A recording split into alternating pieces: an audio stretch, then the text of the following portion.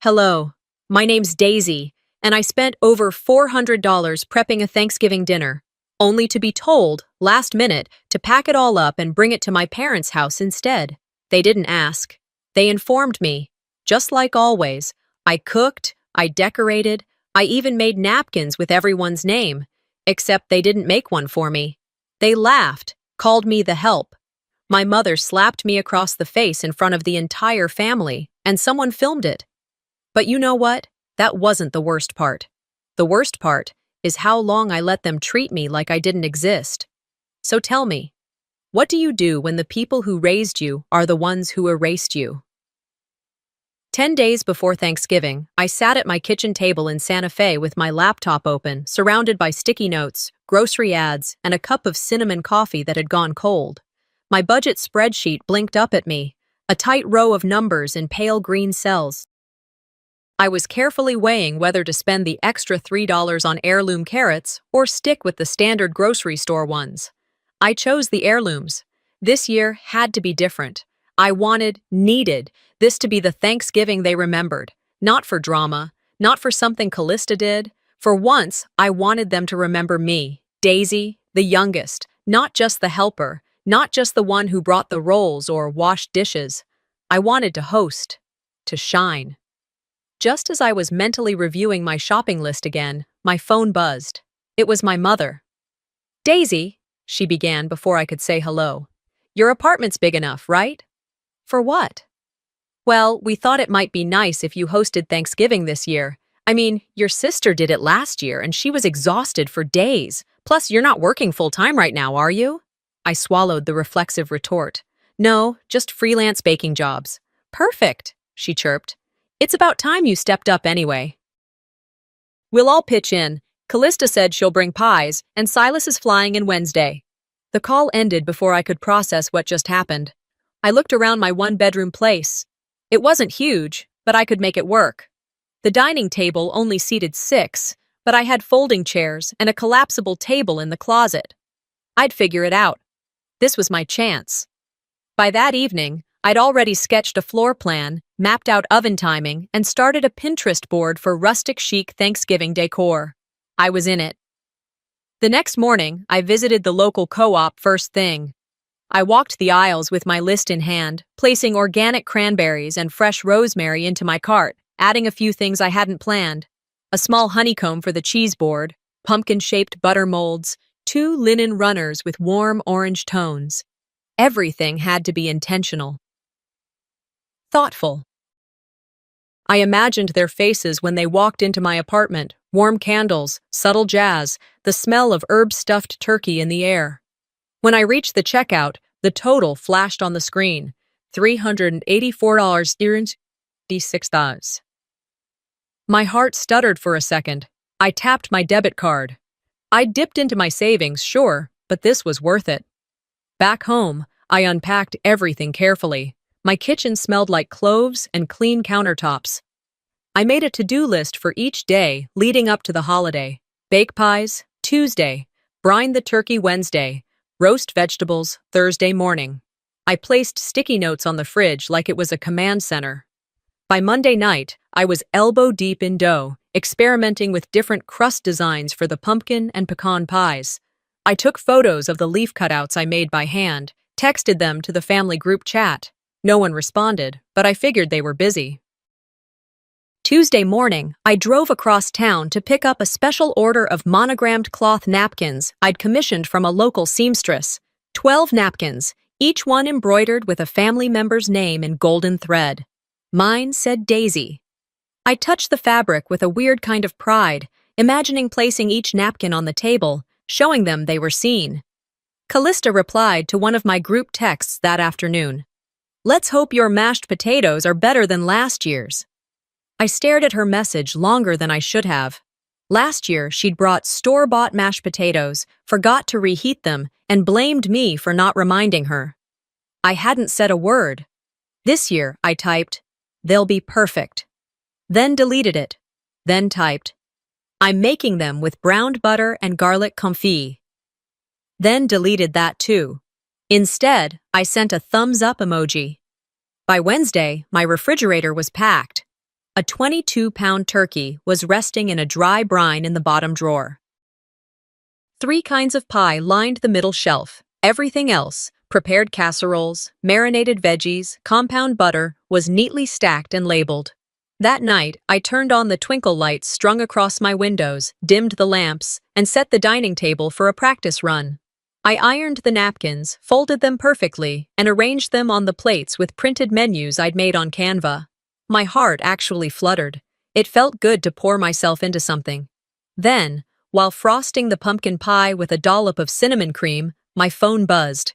A message from Mom. Change of plans. We'll do dinner at our house instead. Bring everything over. No explanation. No apology. I read it twice. My hands went still over the pie.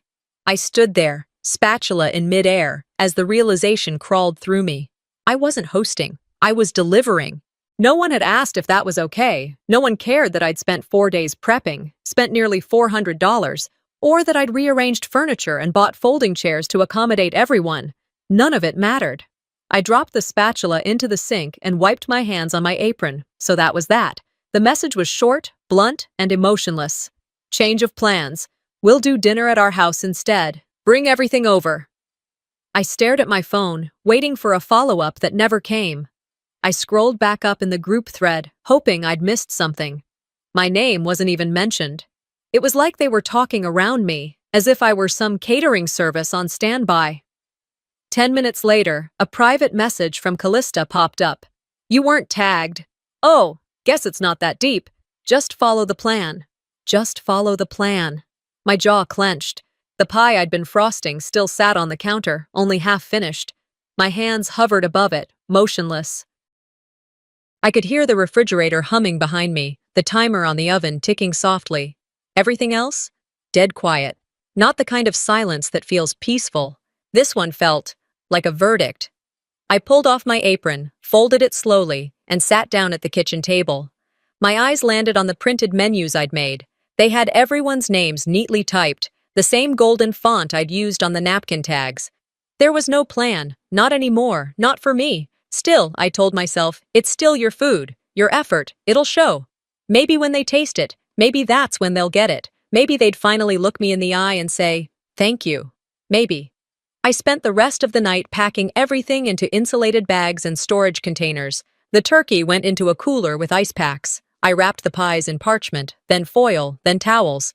Every dish was labeled and sealed. I even wrote heating instructions in case they wanted to reheat anything. I made sure everything was perfect, again. Morning came colder than expected. Frost rimmed the edges of my windows, and the desert sky above Santa Fe looked gray and heavy. I double-checked the fridge before locking up. As I hauled the first few bags down to my hatchback, my arms ached under the weight of what used to be anticipation. It took me 3 trips to get everything into the car. Each time I shut the trunk, I told myself this was just a bump. A small change in plans. They still cared. They'd still notice. The drive from Santa Fe to Albuquerque normally took just over an hour, but that morning felt like 3. The landscape that I used to love, the sandstone bluffs, the prickly bushes dotting the flat desert floor, felt far away from where I was emotionally. I wasn't admiring the scenery this time. I was doing a mental roll call of all the ways I'd tried to be enough over the years, and all the ways they made sure I knew I wasn't. Halfway there, I pulled into a gas station off the highway. I sat in the lot with the engine running, hand on the gear shift. The GPS said 42 minutes left. I almost turned around. I really did. I thought about unloading it all back into my fridge, hosting it myself, inviting friends from the bakery co-op, people who might actually be grateful, people who might ask how I was doing before asking for another plate of food. But I didn't. I kept driving. When I reached my parents' house, the driveway was already full. Silas's rental car, Callista's crossover, and a neighbor's SUV lined the curb. I parked a block away and started unloading. No one came out to help. No one noticed me until I was on my second trip. Isolde opened the door just as I was approaching with a tray balanced on each hand. "You're late," she said, stepping aside without offering to take anything. I blinked. Traffic was... "Garage fridge," she interrupted, waving her hand toward the side of the house. "Put the turkey there." No greeting. No hello. Not even a, "How are you?" Just an order. I carried the tray around the side of the house, passing by the tidy shrubs and holiday wreath she'd hung early. The garage door was propped open with a paint can. Inside, a long folding table had been set up. On it were aluminum trays, covered with plastic wrap and labeled with someone else's handwriting. That's when it hit me. They'd already ordered food, probably days ago. My menu had been backup, my food, plan B. I walked back to the car for the third and final trip. I passed Callista at the front door. She smiled like she'd just seen a mailman. "Mom says your turkey's heavy. Hope you brined it right." I didn't answer. I just gave her a tight nod and kept walking. By the time I returned to the garage, Isolde was waiting. She pointed at the remaining space at the edge of the table. "Just leave your stuff there. We've got a few catered things coming too, just in case." Just in case. I stood there for a moment, holding the pie box in both hands. I looked down at the crust, carefully designed with woven lattice and hand-cut leaves. The kind of pie you take photos of. The kind of pie you make for people you love. She didn't even glance at it. I set it down where she pointed. I didn't say a word. Not because I had nothing to say, but because I knew if I opened my mouth right then, something would spill out that I couldn't take back. I turned and walked into the house. My shoes tracked dust on the clean tile. Nobody noticed. It wasn't just my food they pushed aside. It was me. I didn't go back inside right away.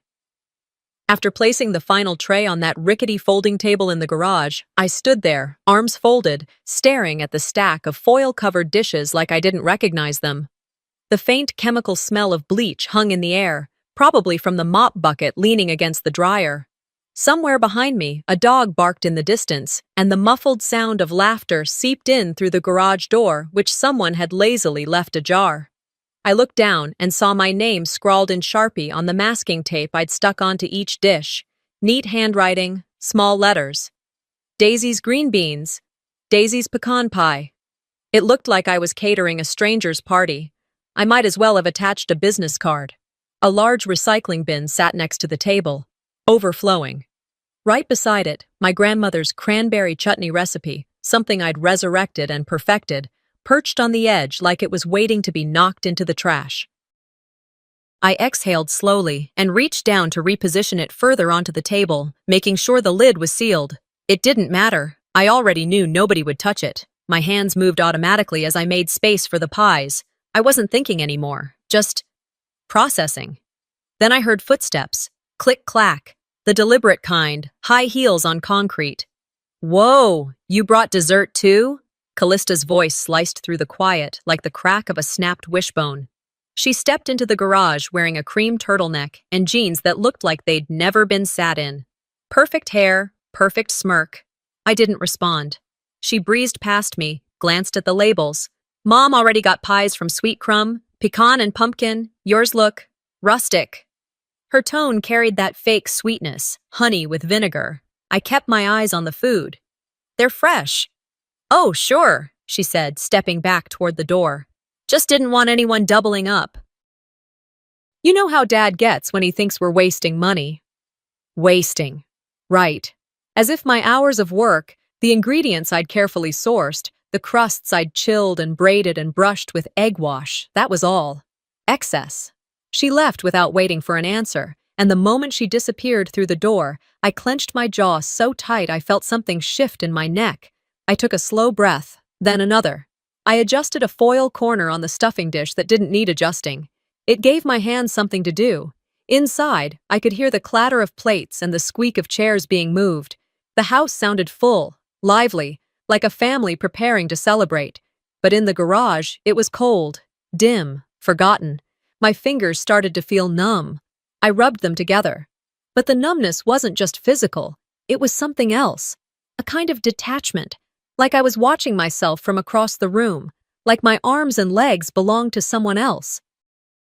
Someone who hadn't just been erased again, but who had helped hand the eraser over. A familiar voice cut through from the kitchen. My mother's.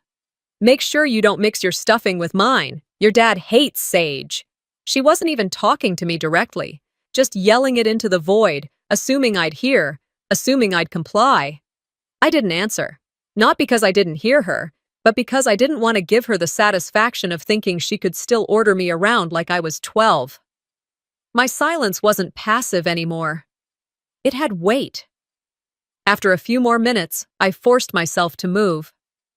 I placed the last dish down and backed away from the table like I was stepping away from a gravesite. Then I turned and started toward the house, passing the trash can where someone had casually hung a dish towel. It caught my eye, beige with a screen-printed phrase in cursive across the middle. Thankful, grateful, blessed. I stared at it for a long second, and I don't know what got into me, but I whispered, "But not seen." The words came out like breath I'd been holding too long. I didn't even realize how tightly I was gripping the serving tray until I set it down and saw the imprints of my fingers in the aluminum. Inside the house, the light was warmer. The air smelled of cinnamon and poultry. People were chatting. My cousin's kids were running in circles around the kitchen island. It should have felt like coming home. It didn't. The kitchen buzzed with activity, but no one looked at me. I could have been the person who dropped off food and left. No hugs. No one asked how the drive was, or if I needed help unloading. It was like I'd already been here for hours, just part of the furniture. I lingered in the doorway, unsure where to stand. I didn't want to take up space I clearly wasn't expected to occupy. "Daisy!" my mom called from across the room without even turning her head. "You brought a carving knife, right?" Yeah, it's in the utensil bin." "Great. We'll need it later. Can you make sure it's washed first? We don't want to serve dinner with dusty silver." I nodded once, then caught myself. I hadn't even agreed to be her sous chef. But the reflex to obey was muscle memory by now. My hands already knew what to do before my brain caught up. She went back to arranging the centerpiece, muttering something to Callista about how the sweet crumb pies just look more polished than anything homemade. I left the room before I said something I couldn't walk back. Down the hallway, toward the guest bathroom, I moved quickly, gripping the edges of my sleeves. I needed a moment to collect myself, to not fall apart. Not here, not again. Inside the bathroom, I closed the door, locked it, and leaned against the sink. My reflection in the mirror didn't surprise me. Tired eyes, set jaw. A woman who had over-prepared and under-expected and was still, somehow, disappointed. I didn't cry. I didn't want to. But I did stare long and hard at myself and think, you knew this would happen. Why are you still surprised? 10 minutes later, I emerged and headed back toward the kitchen.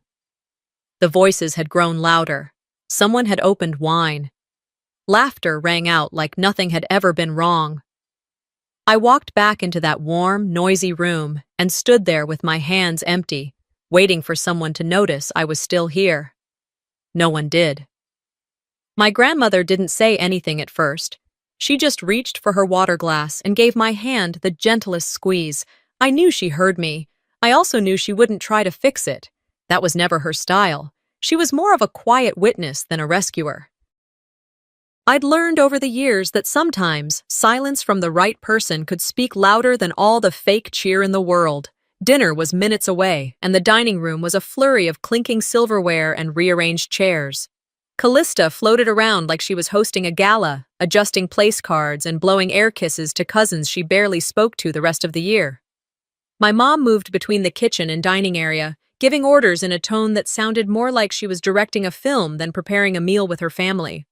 I stood off to the side, not sure where I was supposed to go.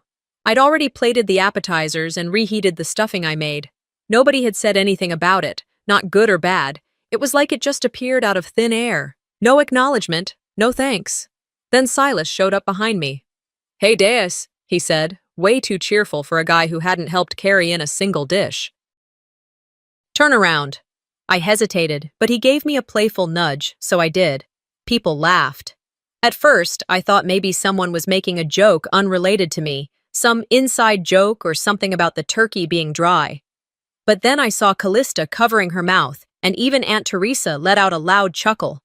I reached behind me and felt it, a sheet of paper taped to the back of my sweater.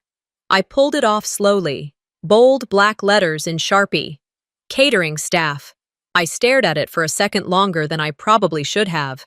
"Oh, come on," Silas said, holding his wine like a trophy. It's funny.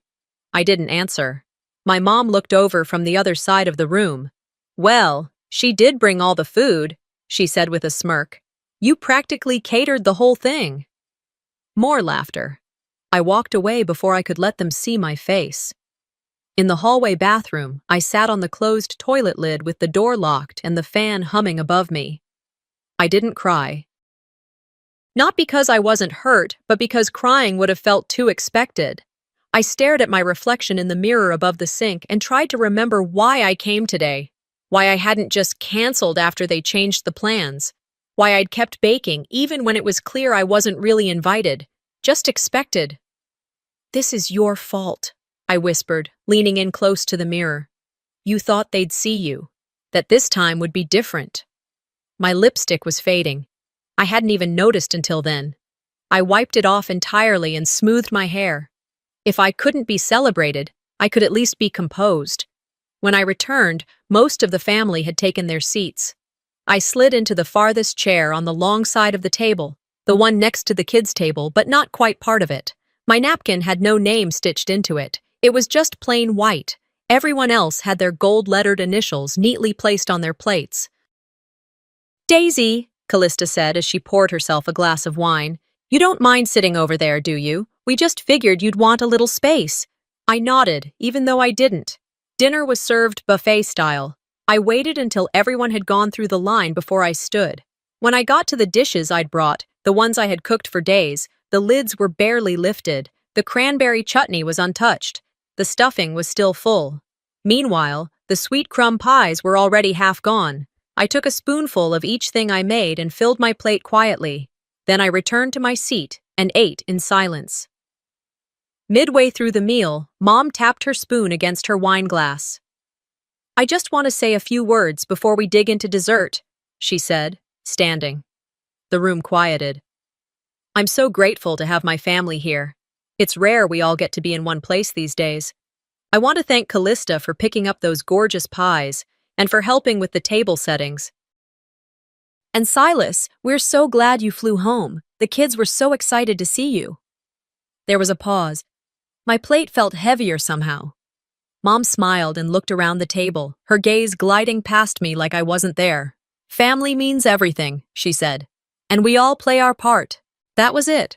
No mention of the turkey, the sides, the table linens, the embroidered napkins, the days I spent planning. Nothing. I lifted my glass and smiled, the kind of smile you give when you're on autopilot, when your face has learned how to pretend for the sake of everyone else's comfort. Then I leaned toward Grandma Vesper and whispered, if I disappeared right now, I don't think anyone would notice. She squeezed my arm gently and whispered back, I see you. And somehow, that was worse. Because one person noticing made the rest of them choosing not to. Undeniable. Grandma's hand stayed on mine just a second longer than usual. That small pause meant more than any speech anyone had given at the table all night. But I didn't let my expression change. I kept the polite smile glued on my face like wallpaper, thin and easily peeled. The clatter of forks and the hum of small talk filled the room as dessert plates were passed around. No one looked in my direction. I was still at the far end of the table, somewhere between the adults and the leftovers. When someone asked for more whipped cream, it wasn't me they turned to, even though I'd made it from scratch. Without thinking, I stood and began clearing plates. Nobody asked me to. Nobody stopped me either. Callista let out a loud sigh, dramatically pushing her chair back. I'm stuffed, she said, stretching like a cat in a sunbeam. I literally can't move. Mom chimed in, waving Silas off as he half-heartedly made a show of standing. Sit down, honey. Daisy's got it. She's always been good with the kitchen stuff, she added, as if I were a dishwasher that just happened to come with the house. I gathered empty glasses and soup bowls, stacking them with practiced precision. My feet moved on autopilot, the same way they did when I was younger, scooping mashed potatoes onto plates, fetching more rolls, wiping spills without being asked. No one noticed then either. The kitchen was quieter, though not by much. The sink was already half full. I set the plates gently down and turned to reach for the silverware. That's when it happened. A spoon slipped from the stack I was carrying. It hit the floor with a sharp metallic clink that echoed a little too loudly against the tile. From across the room, I heard the familiar snap of my mother's voice before I even looked up. "Daisy!" I froze. She came around the corner, fast. "For heaven's sake!" she hissed, bending to pick it up. "Don't start making a mess. It's not like you're going to get married off with those clumsy hands." She said it low enough that most of the table couldn't hear, but one guest did. Aunt Lydia, who was loading pie slices onto dessert plates, paused, glanced at me, then quietly returned to her task. She didn't say anything. She didn't have to. I looked back at my mother, and something in me twisted. That comment should have made me flinch. It used to. But now? Now it landed differently, like a dry match on wet wood. I turned back to the sink without replying. The sponge was rough in my hands, the water too hot, but I kept scrubbing. I finished all the plates and wiped down the counter. Afterwards, I slipped out the side door. The back porch was cold, the kind of chill that seeped through sleeves and settled into bones. I welcomed it. The sky was heavy with clouds, the porch light casting a yellow glow across the dead leaves scattered near the steps. I sat down on the wooden bench and pulled my phone from my pocket. There were no missed calls, just a text. "Lauren, how's the circus?" I stared at it for a long time before typing. Still the clown. Still invisible. No reply came. And honestly, I didn't expect one. That wasn't what I needed anyway. I needed space to breathe. The back door creaked open, and I looked up, expecting another round of fake concern, or worse, Callista pretending to care. But it was Marlo.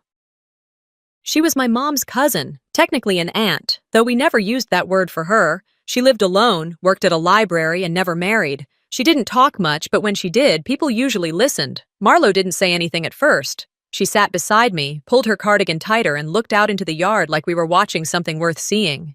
"I saw how they treated you," she said softly after a moment. "It's not right." My throat tightened. I didn't respond. She added, "You know that, right? That it's not you." The lump in my chest swelled, and I felt my vision blur. Not because of what they'd said, but because someone finally saw it. Saw me. "I keep thinking if I do enough, maybe they'll—" My voice broke. "Maybe they'll finally see me." Marlo exhaled slowly. "Sometimes, the only thing people see is what makes them feel better about themselves. And you. You've always made them uncomfortable because you remind them of everything they're not." We sat there for a while in silence, the kind that didn't need to be filled. Then she turned to me. "You don't have to keep proving yourself, Daisy. You've already done more than enough." I let that sit in my chest like warm tea on a cold morning. After a few more minutes, I whispered, "If they do one more thing, I'm done." Marlo didn't flinch. Instead, she nodded slowly and said, "Then maybe it's time they learn what done really means." I didn't reply. But something shifted in me, quiet and small, like the first creak of a door that's been locked too long. I didn't know what I'd do next, but I knew it wouldn't be the same thing I'd always done. The hum of conversation still buzzed in the living room when I stepped back inside. My fingers were stiff from the cold outside, but I barely noticed. Marlo's words echoed in my head like a quiet mantra. Maybe it's time they learn what done really means. I moved through the house deliberately, back toward the dining room where the dessert table had been set up. The plates were mostly empty now, except mine, of course. My pecan pie sat untouched, the whipped cream starting to melt and run. The cranberry chutney hadn't even been opened. As I reached to cover one of the trays, I noticed a folded receipt tucked between the pages of the cookbook I'd brought. The book had been left on the counter, flipped open to the stuffing recipe, Grandma's original, the one I'd tried to honor, the one Mom had said Dad didn't like anymore. I hadn't realized the receipt was there. Before I could grab it, Isolde appeared. She reached past me and plucked it out with a little smirk. "What's this?" she asked, unfolding it slowly. My stomach turned. She scanned it once, then again, eyes widening just slightly, then narrowing with judgment. "You spent this much? On groceries?" She held it up for Callista to see. "Honey, people throw whole weddings for less." Callista laughed. Not the light kind, but the sharp, mocking kind. It's not about how much you spend, it's the thought that counts. And the presentation. My mouth opened slightly, but I said nothing. The table had fallen silent just enough for everyone to hear. And yet no one said a word in my defense. I stood there, holding a serving spoon, as if it were a microphone that had betrayed me.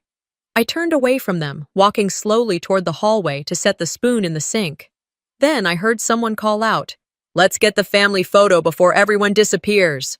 I paused. That voice, chipper and shrill, belonged to Aunt Crystal. Every year, she organized the Thanksgiving photo, one with the whole family standing in front of the fireplace, smiling like a postcard. It was tradition. Tradition had never included me, not really. Still, I found myself drifting toward the group gathering near the fireplace.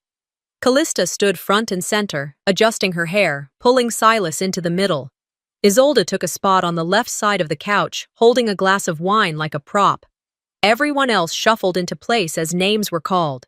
Silas, move closer. Callista, fix your collar. Grandma, sit right here. Nobody called for me. I waited. Maybe someone would notice I wasn't in frame. Then, just as I took a step forward, ready to quietly slide in, someone muttered from behind the camera. "Hold on, we're doing immediate family first." Immediate. The word rang out like a slap. I stood frozen, one foot in the air like a child caught sneaking into a room she wasn't allowed in. I scanned the faces. No one was looking at me. Not even Grandma this time. She was too focused on keeping her balance on the edge of the ottoman. And then, something snapped. It wasn't loud. It wasn't messy. It was clean, like when you finally tear the tag off a shirt you've worn too long. "I am immediate family," I said, voice low but steady. "I just forgot you all didn't see it that way." For a second, no one moved. The camera didn't click. The smiles stayed frozen in place, awkward and half fake. Silas cleared his throat. Someone coughed. Aunt Crystal looked down at her phone. Callista muttered under her breath, "So dramatic." I didn't bother to respond. Instead, I turned around and walked toward the hallway without saying another word. I passed the buffet table, now a mess of crumbs and empty platters. I grabbed my purse from the floor near the coat rack and pulled out my phone. With shaking fingers, I opened the shared family album. Every Thanksgiving photo from the past 10 years was in there. I scrolled through them. In half, I was missing. In the others, I was blurry in the background, usually mid-task, pouring drinks, clearing plates, reaching for something out of frame. I selected my photos, every one I'd ever uploaded. Tap, tap, tap, delete. One by one, I removed myself from their digital scrapbook.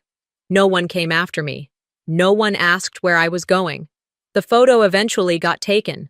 I know, because later, Callista would post it with a caption, "Thankful for real family." I was still standing in the hallway when I saw the notification. I didn't cry, not then, but I opened my notes app and typed one sentence, "You don't belong where you're only needed, not wanted." Then I clicked the lock button and slid the phone into my pocket.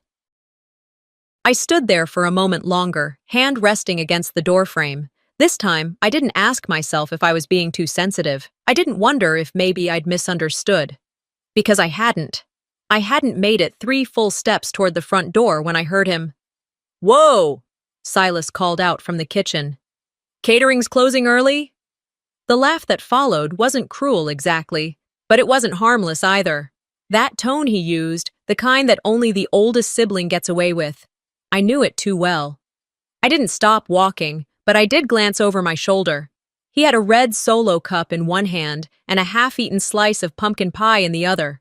"She's just the help, folks," he added to no one in particular. "But man, that's stuffing." More laughter, more heads turning, not toward me, but toward him. I walked back into the kitchen and pulled open the drawer where I'd stashed the containers I brought from home, the ones I hadn't even unpacked yet. I started stacking the ones that were still sealed, wiping off condensation from the lids. My hands were steady, movements sharp, focused. I opened the fridge and reached for my pie. The pecan was still untouched. I placed it carefully into the insulated bag. Next went the cranberry chutney, then the potatoes. No one tried to stop me. No one offered help. I was halfway through wrapping the serving spoons in a clean towel when I noticed something on the end of the table. A stack of cloth napkins. I walked over, curious more than anything else. My name was the first one I looked for, out of instinct, out of some small delusional hope. Callista, Silas, Isolde, Grandma Vesper, even Uncle Jim and his new wife, who had been dating Mom's best friend 6 months ago. All of them had monogrammed napkins, stitched in gold. Mine wasn't there. I scanned again, slower this time, then flipped one over just to be sure. Nothing. I turned to my mother, who was walking by with a tray of dessert forks. "Did mine get lost?" I asked, holding up one of the blank napkins. Isolde barely slowed. "We only had 12. She set the tray down and adjusted a spoon on the edge. "It's just a napkin, Daisy." That was the moment. The napkin weighed nothing in my hand, but somehow it was heavier than anything I'd carried that day. Heavier than the stuffing, heavier than the turkey, heavier than the years of trying to belong. I folded it once, then again, placed it on the table. Then I grabbed my coat off the back of the chair. "Seriously?" Callista called from the living room. "Just because of a napkin?" I turned. "No," I said. Because I finally realized none of this was ever for me. It came out smooth, steady, like I'd rehearsed it. But I hadn't. That line had lived in me for years. It just finally found a door. The room quieted. Silas looked up from his drink. Aunt Crystal froze mid-sip. Even the youngest cousins stopped bouncing around the TV. Everyone looked at me. Really looked. For once. Then, from the dining room, a creak of movement. And Grandma Vesper stood, slowly but deliberately, with both hands on the arms of her chair. "She's the only one," she said, her voice a bit raspy but firm. "Who brought food, who cleaned, who showed up." A fork dropped onto the tile with a loud clink. No one moved to pick it up. "She's the only one who got nothing in return," Vesper added, "and you all know it." It wasn't a speech. It was a reckoning. My throat felt thick, but I didn't cry. I didn't move either. Not until Vesper sat back down and reached for her water glass like nothing had happened. I turned back toward the front door. I zipped up my coat, slung the insulated bag over my shoulder, and placed the last wrapped dish in the reusable tote. My hand was on the doorknob when I heard it, Mom's voice, sharp and clear. "You walk out now," she said. "Don't bother coming back for Christmas." I didn't turn around. "I won't." The door clicked behind me. The air outside was sharp, cutting through the layers of cotton and fleece like a blade. I didn't rush to the car. I moved slowly, deliberately, my boots crunching over the gravel. The street was quiet. No traffic, no music. Just the echo of what had just happened, chasing me down the driveway like a shadow. I unlocked the hatchback and carefully set the bags inside. The trunk closed with a dull thud. I sat in the driver's seat, keys resting in my lap, my hands still wrapped around the wheel, but not turning it. The porch light was still on behind me. I could see silhouettes moving through the curtains. None of them looked toward the window. The silence in the car felt different than the silence in the house. This one didn't expect anything from me. It didn't blame me. It just held me. I finally started the engine. The headlights cut through the darkness ahead, and as I pulled away from the curb, I whispered to myself, "This isn't running away. This is finally going." But it wasn't the last thing she said to me that night. The air bit at my cheeks as I stepped outside. My hands were still trembling, not from the cold, but from the pressure inside me, the kind that builds in silence until it starts screaming. I reached the car, popped the trunk, and began rearranging the containers I'd packed with so much care earlier in the evening. My breath fogged in the glow of the porch light behind me, and I knew I was supposed to leave. I wanted to leave. But the wine. I'd left 2 bottles in the kitchen, behind the bread basket and beside the little cheese board I'd put together that no one touched. My body moved before I could stop it. I turned around, marched up the path, and pushed the front door open. It was quieter than before. A few guests had left. The fireplace was flickering, its soft glow casting long shadows across the living room. Most people had retreated to their conversations in corners or toward desserts. I stepped into the kitchen and spotted Isolde at the island, pouring Pinot Noir into tall-stemmed glasses like nothing had happened. Her tone was light, almost cheerful as she handed a glass to one of Dad's work friends. Then she saw me. Without missing a beat, she grabbed the unopened bottle from the counter, thrust it toward me, and said, "Since you're still playing waitress, pour for the rest, would you?" My fingers curled around the bottle. I stared at her. The room didn't freeze, not at first. It kept moving, humming. But I had stopped. I stood there in my boots, coat half zipped, and for a moment, I felt like I was hovering above myself, watching from the ceiling. I lifted the bottle. My hands shook, not from weakness, but from too many emotions trying to escape at once. And then it happened. The bottle slipped from my fingers, not violently, not dramatically, but just enough to twist and slide out of my grip. It hit the edge of the counter before crashing against Isolde's pristine cream-colored dress. A dark red bloom spread across her chest, dripping down the lace like a wound. Gasps echoed around the room. A hush swept in, smothering the noise like a heavy blanket.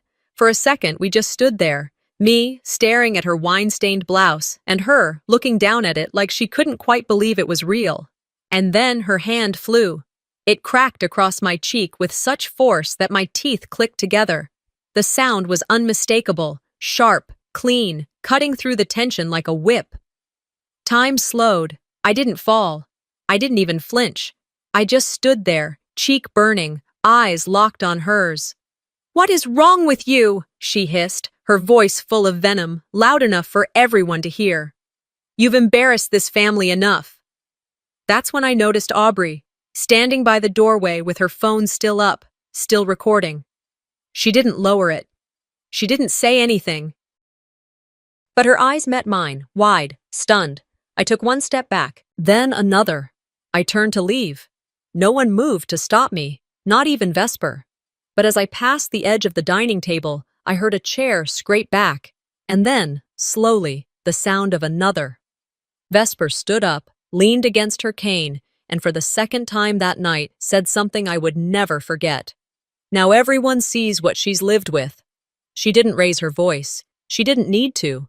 The silence that followed was louder than any screaming match could have been. I walked straight to the door, past faces frozen in mid-bite, past Callista's stunned expression and Silas's blank stare. I didn't look back. I didn't have to. The next morning, I woke up to my phone vibrating on the nightstand beside my bed. I hadn't slept.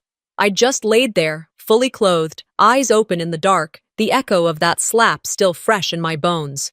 The screen lit up with a notification. Holiday horror, family drama goes too far, 3.2 M views. Aubrey had uploaded the video. The thumbnail showed my mother, mid-slap, with red wine bleeding across her chest like a badge of cruelty. The caption read, "You won't believe what this woman did to her daughter at Thanksgiving." By lunchtime, it was over 4 million views. Comments flooded in, some furious, some stunned, some too real. That's abuse, plain and simple. You can feel the years of silence in that girl's face. I hope she never steps foot in that house again. I didn't reply to any of them. I didn't need to. The phone rang 4 times that day. I didn't answer. By the 5th, I blocked Isolde's number. Then I removed myself from the family group chat. One tap, gone. By nightfall, I was looking at rental listings in Oregon. Aubrey messaged me once. "I didn't plan to record that, but I'm glad I did. You deserve better. Whatever you need, I've got you." I thanked her. That was all. 2 days later, I got a text from Callista. "Mom is a wreck." "You really did this for attention?" I didn't respond. The local church council had convened a meeting about public representation. I knew this because Aunt Lydia forwarded me a newsletter Isolde had once bragged about being featured in. Now, it just had a note. Isolde Morris will be stepping down temporarily. Temporarily. Sure. The same afternoon, I received a message, just a text, from Isolde. "The internet will forget, but you'll always be my daughter." I stared at the words for a long time. Then I blocked the number for the second time. and whispered, "That's the part I'm trying to heal from." A month later, I was standing barefoot in my new kitchen, watching steam curl off a tray of scones I'd just pulled from the oven. Outside the wide bay window, the Oregon coast stretched out beyond a patch of wild grass and a weathered fence. Gulls circled low. The air smelled of salt and rosemary. The cottage was small, 2 bedrooms, a galley kitchen, and just enough space for a reading nook and a fold-out table I used for baking classes on the weekends. I rented it furnished from a retired teacher who now spent most of her time in Arizona. The first night I slept there, the wind howled like a storm dragging its claws across the roof, but somehow, it felt like the safest sound I'd heard in years. By the second weekend, my first pop-up baking class was fully booked. A dozen locals showed up with aprons and notebooks, some dragging in their own mixer bowls, others just curious. I taught them to laminate dough, fold pastry, trust their hands again. By the end of the session, everyone left with something warm wrapped in parchment, and a little more softness in their faces. One woman lingered behind, wiping her hands with a dish towel that had seen better days. "Can I ask you something?" she said. "Sure. What made you move out here?" I paused. I could have said it was for the view, the air, the quiet, but that wasn't it. Some traditions need to end, I told her, for better ones to begin. Her eyes welled instantly. "My daughter hasn't spoken to me in years," she whispered. Maybe it was my turn to listen. She didn't stay long after that, just nodded once, gently, and left with her banana bread. That night, I sat at my little table and lit a single candle. It wasn't fancy, but I made soup from scratch, and I used one of the monogrammed napkins I'd made the year before. I had kept mine. Daisy, stitched in gold thread. It rested neatly in my lap. The next day, my phone rang. Marlo. She didn't call often, which made it mean more when she did. "I figured you should know," she said. "The church board made it official last week. Isolde's no longer on the council. She didn't take it well." I didn't ask how bad it was. Marlo continued. "Callista moved to Denver, said she needs a reset." "Silas? Well, no one's seen him online since the video. Guess even he has limits." I smiled, more at the silence that followed than the words themselves. "Thanks for telling me," I said. "You're welcome," she replied, then added, "You made it out, Daisy. You really did." That night, I sat down and wrote a letter to my mother. Not to send, just to get it out. It started with, "You hurt me for years, not because you hated me, but because you never saw me." I wrote about the stuffing, the towels, the photo I was left out of. I wrote about all the times I had waited for someone to say I mattered, and how I eventually realized they never would. When I finished, I folded the letter and placed it in a small box where I kept other unsent things. A card from Dad's birthday that never got mailed, a bracelet I'd made for Callista once, still wrapped in tissue.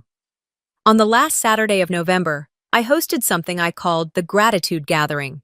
It wasn't Thanksgiving, not exactly, but it carried the same bones. My students came, a few neighbors, even the woman whose daughter hadn't called. Everyone brought a dish, some store-bought, some lovingly made. We pushed together the folding tables, laid out mismatched chairs, and passed the wine freely. At each place setting, I'd stitched simple napkins with names, first names, not because I needed to prove anything this time, but because it felt good to give people something that said, "You're here. I see you." There was one for everyone, including me. When the night wound down and the last guest left, I cleaned up slowly, humming under my breath. The kitchen was quiet, except for the sound of the dishwasher and the wind through the window crack. I stepped out onto the back porch, wrapped in a sweater and holding a cup of tea. The ocean stretched out before me, gray-blue and endless. I watched it for a while, letting the air carry away the last pieces of the night. Then, almost without thinking, I said out loud, "They may never say sorry, but I don't need it anymore." And for the first time in a long time, I believed it. Sometimes walking away isn't the hardest part. It's realizing you were never really invited to stay. Daisy's story reminds us that setting boundaries isn't cruelty, it's survival. Have you ever had to cut ties with family to protect your peace? What helped you finally choose yourself? If this story resonated with you, Don't forget to like, comment, and subscribe for more real-life stories of strength, healing, and quiet revenge. Your next chapter might start here.